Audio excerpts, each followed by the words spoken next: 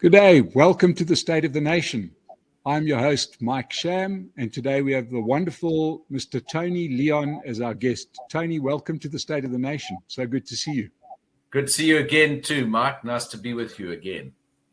So, Tony, the nation is in a state. We have been, there's obviously a lot going on, and we'll just dive straight in. But I was really taken by an article that you wrote recently, an opinion piece, where you said that South Africa is like two countries. You know, part of it is Switzerland and part of it is Guatemala.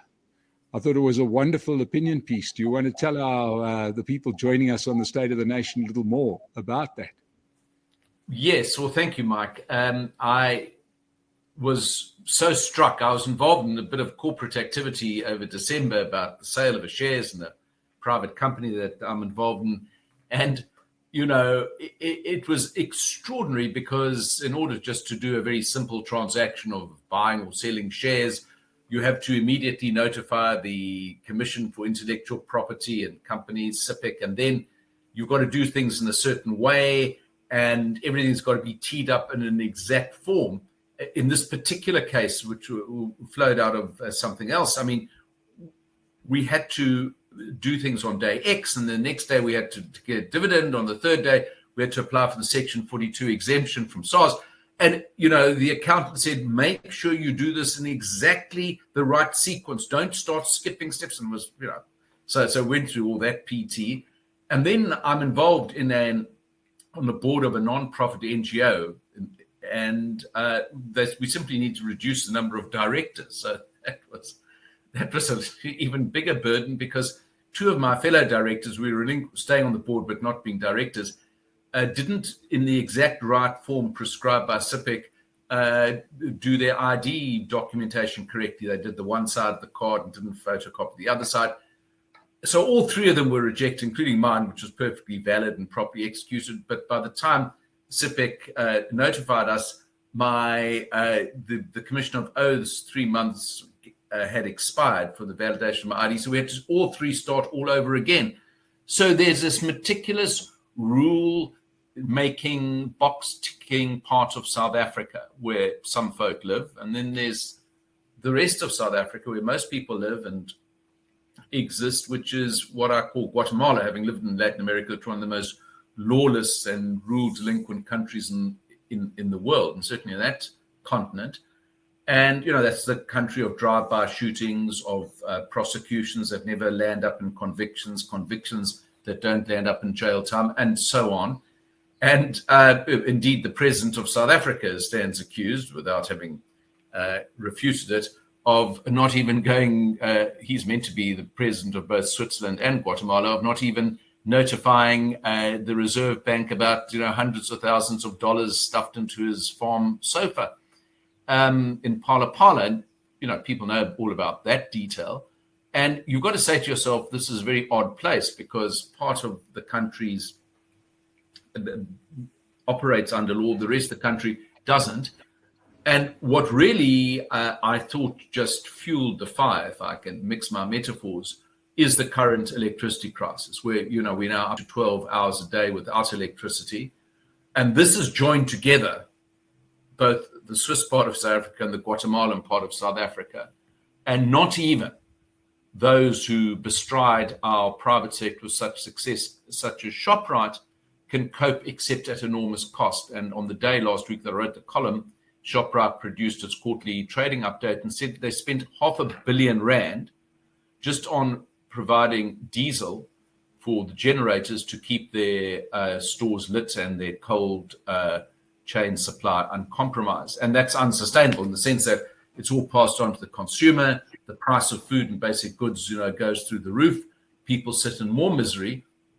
So whether you're rich or poor, black or white, or the normal divisions of history and society here don't really apply, because we now joined in this common misery, which really is entirely, Mike, at the feet of this government. I mean, you can't blame apartheid and colonialism, or even Jan van Riebeeck, as Jacob Zuma once did, for this malady, because it started on the watch of the ANC and it was aggravated under their control. And in 1998, the government of Mandela commissioned a white paper on energy supply, and everything that has come to pass was not just predicted there, but all the mitigating steps to stop it from happening were not taken, or were taken too late. So the electricity crisis is, in a way, the cause and effect of the current government and its policies and its personnel. And I think the ANC realizes that, and that's why it's in such a state of advanced panic, even though the country sits without electricity for most or many hours of the day. Well, it must be noted, Tony, that as we do this recording, we are currently, undergoing load shedding. So please let's hope that our macro generator holds for the course of this interview. But I'm speaking to you from my home office, and we've got an expensive inverter here, but it ultimately won't be able to cope if we go to stage 8. And then I've got to, look at a solar option, and that costs hundreds of thousands of rands. And, it's very difficult. And, I sit as you do, in the top percentile of South Africans from an income point of view. You don't have to be very rich to be in that percentile, sadly. And you've got to say most people just don't even have those options. And it's very, very concerning, because I thought it was very interesting that the CEO of one of our biggest coal exporting companies said, if they don't get on top of this electricity crisis, we are going to face civil insurrection. And I'm sure that's correct. Now, Tony, I know you mentioned Guatemala. I was just kind of curious, do you think Guatemalans stop at red traffic lights, or is that also a suggestion? Because obviously, lawlessness is paramount. And obviously part of the Zuma playbook back in the day was to denude our justice system and policing. And, his main operative was Bekele, who seems to have picked that up. Do you see the situation as redeemable? Do you think we could go back to a law-based environment? Well, of course we could, Mike, and that's always the hope, because, I don't want to sound like one of these sunshine spokespeople, which I'm not, but the basic rule of thumb in South Africa is a sound one, that most South Africans are decent, actually pretty conservative people. They don't look for radical outcomes or solutions. They don't abide lawlessness. The problem is in our governance, or our lack of governance. And until we change that, I don't think it's going to be redeemed. So, because frankly, the solution, you mentioned the state of the nation. That's our topic. That's your banner here. It's the state of the state, which is so withered and so declined.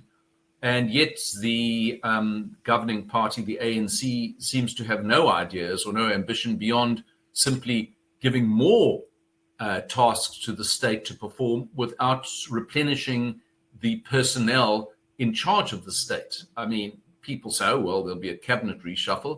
Well, who are they going to reshuffle? Some terrible ministers, but the pool of talent is so reduced inside the ANC, and that's the only place that they draw their ministers from, or the executives, or even under cadre deployment, their top state administrators, never mind ministers, that you've got to say there's going to be no change, there's going to be no redemption if we keep on doing the same thing with the same people, with the same broad policies. And that seems to be all that the ANC has to offer. I don't see, for example, Ramaphosa, well, I don't see many things in him, and I perhaps didn't, as others were more optimistic.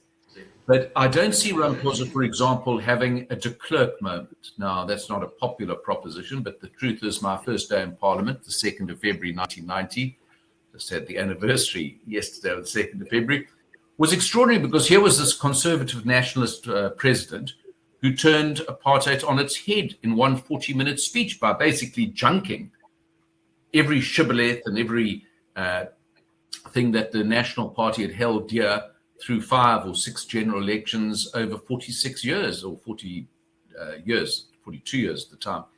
And he changed it, and he changed the trajectory of this country. Now, we can argue why he did it, what the pressures were, internal, external. That's a separate issue, but he at least had the courage to change direction to get us off the cliff face that we were about to go over, or indeed might have started going over it anyway.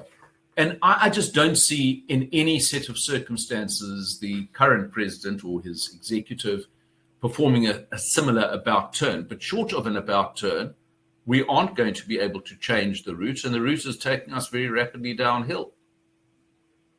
Now, Tony, it has, I mean, the actions has not been without some consequences. It may not have been as dramatic as we hoped for. But certainly if one looks at the last local government elections, the ANC definitely, got a hiding, even though it looked a lot like the opposition parties weren't overly organized, as they perhaps had been in 2016 and before. The ANC are trying, to my mind, quite an interesting tactic, and that is to blame their failures on state capture as if there was a different set of people, as if it wasn't the same party. It's almost like, yeah, but that was them, state capture. And it's very interesting because obviously this is something that came out of one of their lechotlas, and everybody is using this, and it's something we better get used to hearing. So whenever there's a question about a failing of any sort, they're just going to say, well, that was because of state capture. Don't blame us.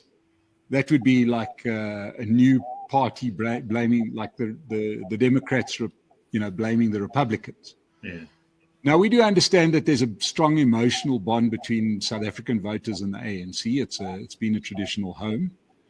Do you see that tactic of blaming it on another ANC as if it wasn't them? Do you see that working? The short answer is no, because and let me tell you, it's not what I think, it's what the statistics show us. And I'm not saying the opposition is suddenly going to form the next government. That's a separate question we could perhaps interrogate. The Edelman, which is an international public relations firm, did an international survey in which South Africa featured, and they asked, what are your trust levels in government? And the answer given for South Africa by South Africans was 22%. It was featured in this week's Financial Mail. In other words, 78% of South African voters, citizens, if you like, do not trust the government. So the ANC can say whatever it likes, but actually nobody, or the overwhelming majority of South Africans, no longer trust them. So they've broken the trust. There's a trust deficit here. And frankly, whatever narrative, whatever spin, whatever gloss they try and put on things, they're not believed anymore. And that's because they keep saying things that they don't deliver on. I mean, you go back, Ramaphosa's promises on Eskom, you just have to print them out. They're laughable. He said 5 years ago that in 18 months we would have forgotten all about load shedding. It wouldn't happen anymore. And people keep putting these clips and these statements out there. And it reminds people that actually the government has no or zero credibility. So I don't think it's going to avail them in the next election, because I think that trust is broken. I think the reason, and you alluded to it in your question, Mike, there is some lingering residual, maybe some quite strong loyalty towards the ANC as an institution, although it's fast eroding. The second thing is they will make the election, although it's paid for by a small band of taxpayers, about social grants. Not that there's any other party, opposition or government, that wants to take them away, but they'll say, if you don't re-elect us, we'll lose social grants. And up to 20 million people in the country depend on them. So I guess that's what will be the bogey of the next election, and it'll depend on the opposition's ability to refute that narrative.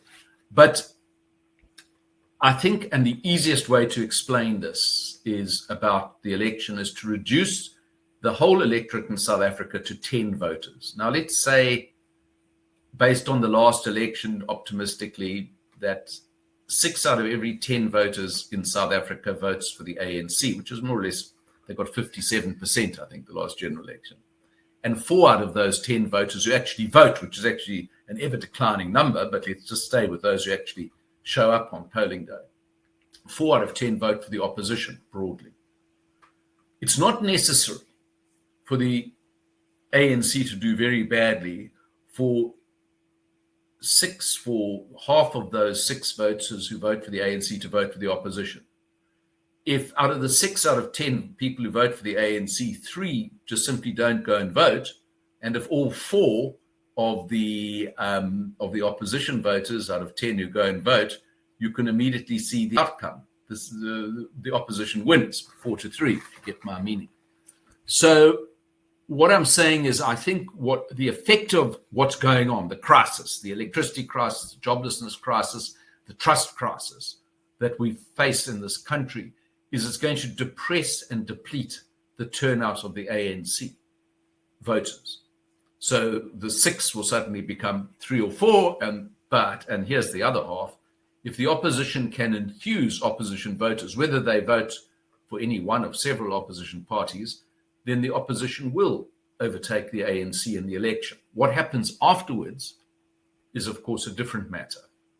And we're seeing some very unhappy consequences of coalition politics in Joburg and in Tshwane and in Kuruleni right now. So I'm not saying that the opposition is going to form the next government or in majority or in any significant shape or form.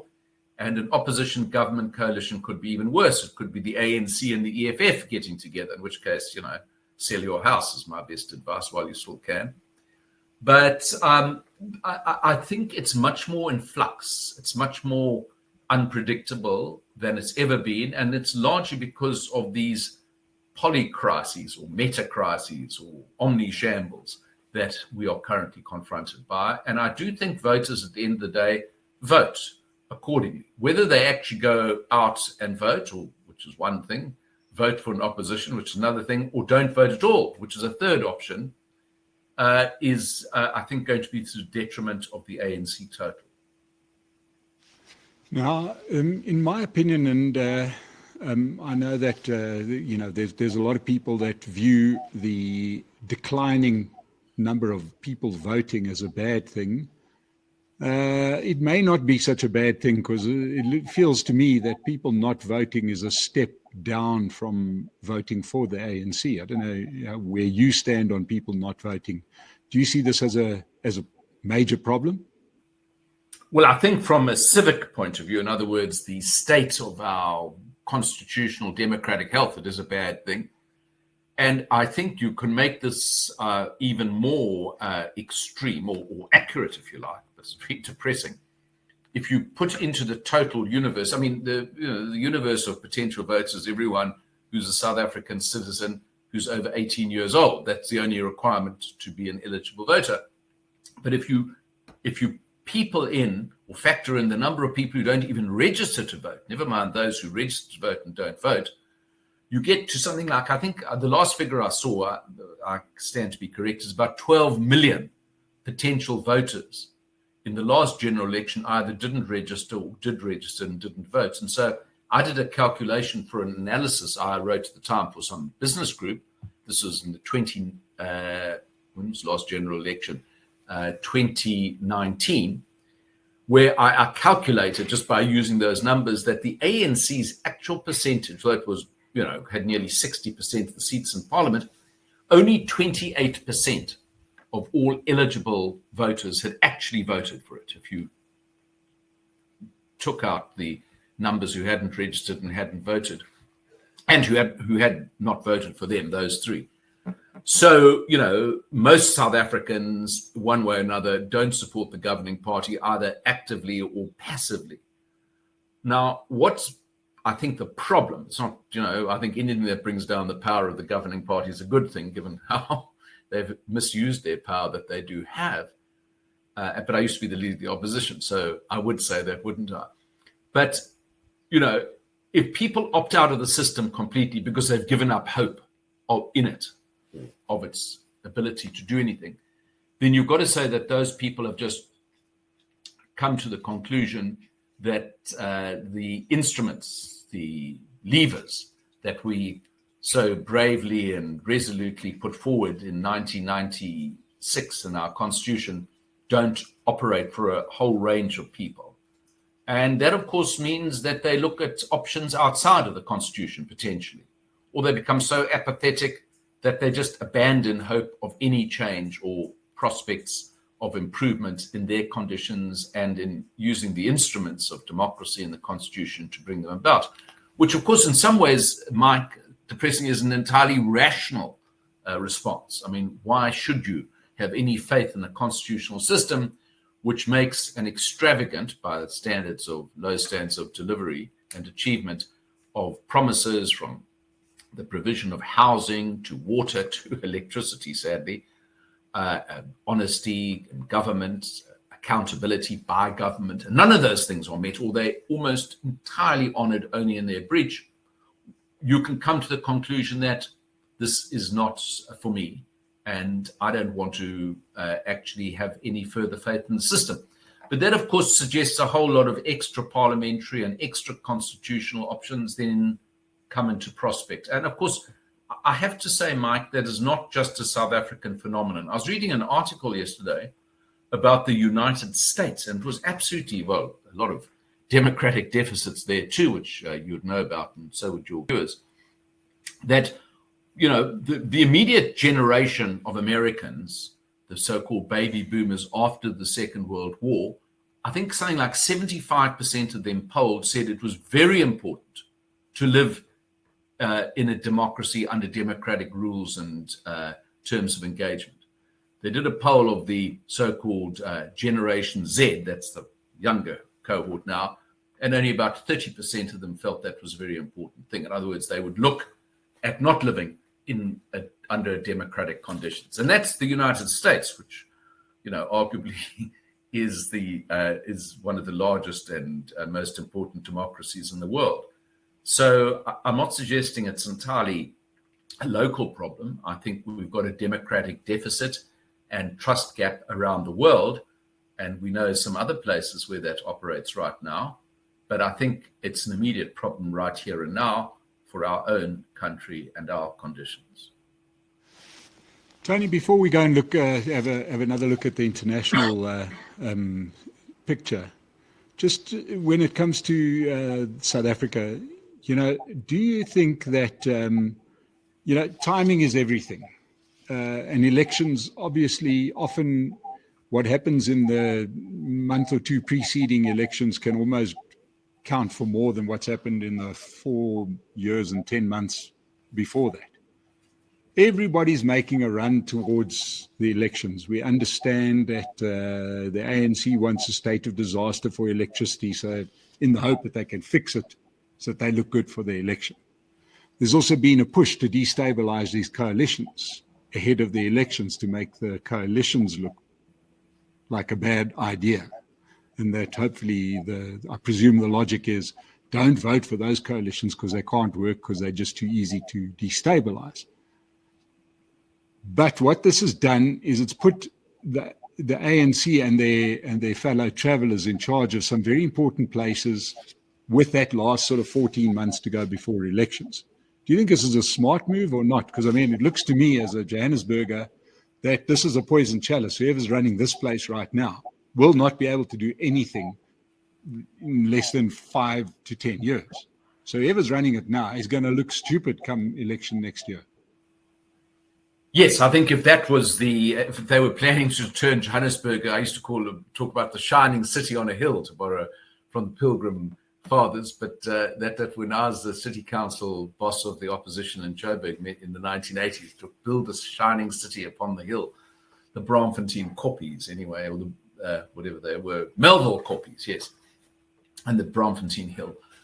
So you're not going to do that. I mean, the Joburg's pretty broken, and it's not going to be fixed anytime soon. And ironically, because the DA has had control of Cape Town and runs it very, very well, and, you know, we have one stage less load shedding here, and the roads work, very few potholes. Services come out in the middle of the night to fix your broken drains. There are more and more people coming to live in Joburg, both at the high income and the low income levels, live in Cape Town, should I say. Property prices are going through the roof. The DA can credibly say, well, look, we govern this place and look at it and compare it to others, and there's no comparison really because it's so much better, and people know that, and that narrative is breaking through. And the worse Joburg becomes, look, I'm very sorry, I love Joburg, I lived there most of my life, and it's a great place, but look at what it looks like, shocking. So it's not good for Joburg, but it's not particularly good for the ANC. But they are completely fixated on the short term. It's what's going to get them through next week, never mind next month or next year. So I think your analysis is correct, that they are looking for an electoral fix by doing these performative things. A lot of politics is about performance, not about substance. So they'll perform this, or they'll declare a disaster, and or they'll destabilize coalitions to show that they don't work. But I don't think it helps them. Having said all that, the ANC has made it quite clear. Ramaphosa himself made it clear. It's not something that's just in the lower ranks. It starts right at the top, that it's party first and country second. So anything that they think will help the party will be preferred to anything that will help the country, which will not be preferred if there's a conflict. But as you pointed out, I think, correcting your question, this is just all about what excites, a few people who obsess about politics. I mean, most people, and this is once again not South Africans, universal, have not the slightest idea, that the Patriotic Alliance, is a bunch of criminals or whatever they are. Well, they are actually, one of them is a convicted criminal, and they want to steal the tenders or whatever the accusation is, or the reality. They just know that there's politicians looking out for themselves, and that Joburg's going to hell in a handbasket. That's what they see. And if you want to be in charge of that, Farrago, well, then good luck to you. But it doesn't really move votes, I don't think. It might excite, some people in the NEC or the ANC. But here we're talking, of 100 people out of 60 million. One of the wisest things said by Helen Zille, who gets accused of saying some unwise things as well, is when she once said, you must not mistake Twitter for the voters' roll. And I think that's very true. We who study news or participate in news or make news, we tend to think that where we are in a particular medium is where the people are. And there's a profound difference. There really is, in my view. Now, Tony, I've interviewed recently a number of senior people from the DA, including Helen Zille, John Steenhuisen, and so on, almost all the way through the list. And it seemed to me that, that they were better off not running Johannesburg, because there was no ways that they could run it effectively and look anything but bad. But it also gave rise to another part of our discussion, which was, to my mind, quite important. And that is that with the ANC ailing as it is, I mean, their crowning glory has not been anything other than to make the opposition look bad. And that has helped with some complicity. And there's a very easy hand grenade one can lob into the crowded theatre. And that is to say it's a party of white people. And, as I said to Helen Zille, and she took exception to it, was saying, if there was a debate, if suddenly, let's just imagine, because we can't see it happening, there was a debate allowed by Cyril Ramaphosa, carried on all the channels, between Cyril Ramaphosa and John Steenhuisen, there's almost nothing John Steenhuisen could say that would make him win that debate, just purely on the optics. Now, I know you were called in to do some work for the DA after the Musi Maimane situation. What's your opinion on that? Do you think South Africa is ready, as Britain is? Britain elected or has a South Asian prime minister. Do you think South African voters could ever get out in number and support a white-led DA? Yeah, that's a very good question. And, the immediate answer would have to be the majority of people expect the government to look like they do to some extent. And that would be correct. It's equally correct that people are so desperate for competence, and I'm not making it at all, let me make it quite clear, I'm not saying whites are competent and people who aren't white are incompetent, but I think when competence becomes the issue, identity matters less, and people are pretty desperate right now just for the basics in government, which they're not getting from this government.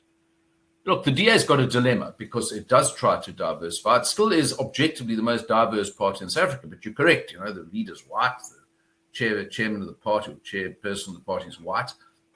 So they can have dozens of, as they do, people of color who populate their parliamentary, city council, and even mayoral ranks, and that's still the image of the party. So I think that is an image issue. But, look, to be perfectly fair, and here's not a matter of opinion, it's a matter of facts, Mike, the DA did have a black leader, and I don't want to, get into a contest about his merits or his demerits. That was in the public domain some years ago when he resigned in 2019. And the DA lost nearly 500,000 votes under that particular leader. And, there might be a range of reasons, but the person who had the baton led to the first decline of party votes since 1994. It happened on his watch. And all I'm saying is simply changing the identity of the leader doesn't necessarily change the result. It might, on the other hand, as the last election indicated, it might not, absent of other factors. So look, it adds to the difficulties of the DA's presentation. But do I think it's actually, if they immediately had another black leader or a black leader and a black chairperson and, purged their top ranks of white people in it, would it attract more votes into the party? We'd have to say on the available evidence, it would not. I think because the moment, and this is not, once again, a matter of, what I think or the pertinent question you ask, Mike. It's a question of what we know. The moment that the DA puts black people, as it tries to do, into the front line of its operations, immediately Mr. Twitter and Madam Facebook respond by saying, they're just puppets of the white establishment. Stellenbosch will decide. I saw some remark made about a black leader in the DA. Don't worry, the old boys club, the Stellenbosch mafia are going to determine the outcome here. So, even because that's part of, the fake news out there, and it tends to become the news among some people. So I'm just saying quick fixes and, short circuits don't always work when there's a particular narrative. And I think the DA, whoever leads it, has got to really stick to its guns in terms of policy, in terms of performance, in terms of governance, and then it's either going to get votes or it won't get votes based on its own merits. Tony, I just want to have a quick get your opinion on something. It seems like recently there have been some very clear moves in our coalition politics, or in our politics, the alignment of our politics, which I think in a way has been overdue. What we've got is, if we look at the actions, and to me there were a couple of really strong actions, and that was, there's been this will they, won't they question for ages around the ANC and the EFF. And that to me has been answered. It seems like they are now back in love. They are the coalition. Julius Malema has seemingly declared love again for the ANC. It might become a reverse takeover, but it seems like they are rock solid in their partnership now. Well, I don't think they're rock solid, Mark. I certainly think they're moving in that direction. It's all about, this is sort of, the early stages of a two-step dance. The question is, will they embrace each other and get married? Well, that I think we're a bit far off from. And I do think genuinely there's a division in the ANC. There are some people in the ANC, some of the more far-sighted ones, and they've expressed it to me, so I'm not, it's not just speculation here, who think it will be an unmitigated disaster for the ANC to go into a coalition, formal, informal, to EFF, for all the reasons you would know and a lot of your viewers will know. And at the end of the day, as you pointed out, although the EFF be the smaller party, this will be the tail wagging a much bigger dog, and it'll end up being a coalition in the image of the EFF with all its recklessness, all its racism, all its radical, unproven, untested propositions inflicted on a whole country, not just on some corner of it in an EFF conference hall. So there are some folk in the ANC who absolutely see that. But, since Cyril to date has not shown any gumption or backbone on any particular matter, if the majority in this party decide it's the EFF, I think he'll just go along to get along, as he does. Seems to be his default position. And then we will be, I think in deep trouble as a country, and in fact, in profoundly deep trouble. I can't overestimate how terrible it's going to be a South African in South Africa, where the EFF has its hands on the levers of power, which is what will happen. And I think we'll, have to approach that moment with deep caution. But it could happen. I think you're quite right. I think there are some signs in those coalition discussions and outlines we're seeing in Joburg particularly, which indicate that. And then it's very negative. Well, what we do know for sure is that it's a partnership that won't last forever, because you mentioned dogs and tails.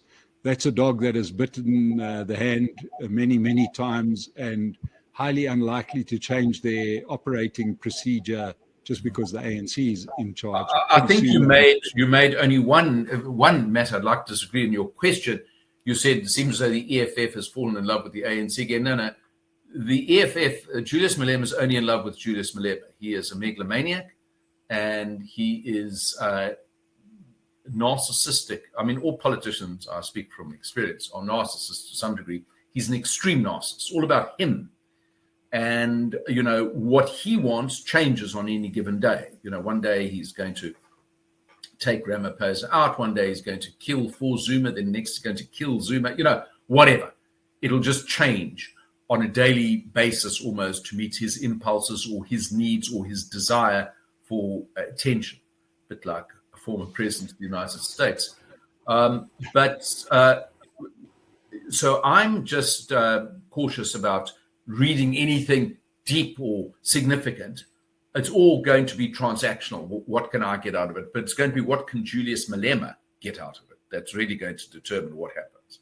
To me, another big development, Tony, was the IFP and the EFF. It seems to me that, and if one listens to the statements and if they're to be believed, I think the IFP got to see for themselves, much like Action SA got to see for themselves that you cannot deal with the EFF.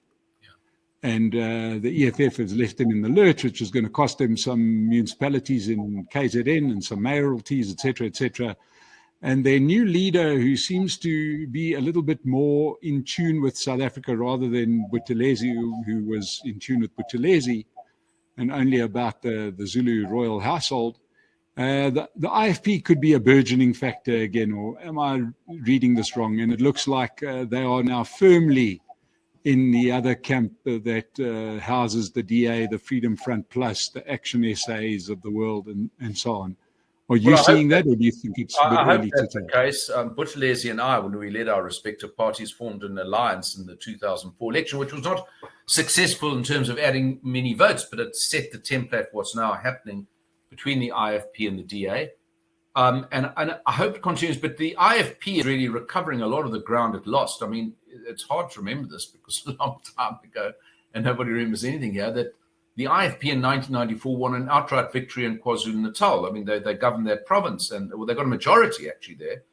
And it was, of course, then they lost a lot of power later on because they were kind of compromised because the Zulu King switched allegiance. There are a lot of factors. I don't have to go into them now. But I certainly think they're on the comeback trail. And you see that in a lot of these by-elections, a lot of the municipalities they control. And they've now formally re-entered a coalition agreement with the DA. And between them, without any need of the EFF at all, they could form the next government in KwaZulu-Natal. I think that is distinctly possible, especially because the ANC in that province, apart from all the other external factors, internally, is so fundamentally divided. Tony Leon, thank you so much for joining us today. It's been wonderful to get your insights on the South African political picture. Part 2 has to come, and that's where we discuss the international outlook at the moment, because there's a lot happening there that will affect South Africa. So we will have you back quite soon. But thank you so much for joining us today. And to everybody who has watched us, please subscribe to the channel. It's 100% free. We're just looking to grow our subscriber base for the State of the Nation so we can keep on bringing you great interviews like this one with Tony Leon today. Tony, thank you so much for joining us on the State of the Nation. Thanks so much, Mike. And thanks so much for having me. Bye.